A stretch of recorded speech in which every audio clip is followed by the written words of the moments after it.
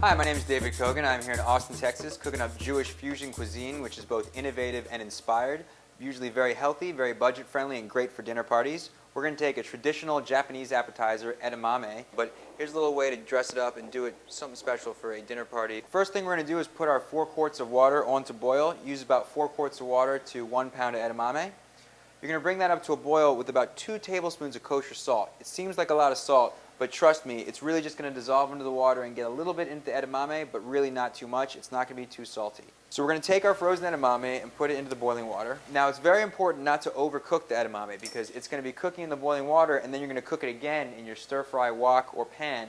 And so you really only want to cook it about halfway. So after 3 or 4 minutes, when your edamame starts to float at the top, you're going to want to drain it and rinse it with some cold water. And then we're going to take it over to some cold water and rinse it off just to stop the cooking process. We're going to turn our pan up to high heat and start with about a tablespoon of sesame oil. Alright, now that our sesame oil is smoking hot and the searing hot pan or wok is also ready to go, we're going to add in our edamame and stir fry it for about a minute. And you want to let that sit in the heat for a second so the outside of the edamame is going to get a little bit of color to it and a little bit of texture. As our edamame is searing on the outside, you're going to make a little well in the center of the edamame to put about 1 tablespoon of sesame oil, which you're then going to use as a little area to stir fry freshly minced ginger and freshly minced garlic, about a tablespoon of each. And you can let that brown by stirring it around a little bit in the space you created. We're going to keep rotating it so it doesn't get too burnt on any one side, as well as to mix all that garlic and ginger around.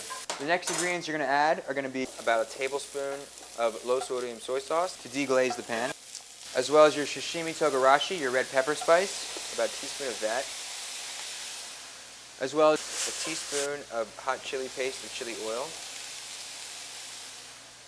and toss that all around.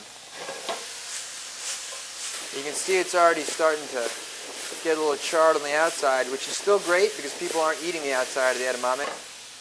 And then very last, this all happens real fast because the wok is so hot, we're going to add our sugar by sprinkling over the outside evenly so that it glazes all the edamame. You don't get any chunks of sugar in there. Add our tablespoon of fat-free butter as well as a little salt and pepper. About a teaspoon of each. And give that a toss for the butter to coat. Garnish it with about 1 teaspoon of white sesame seeds. And we'll spread those around and toss it to coat.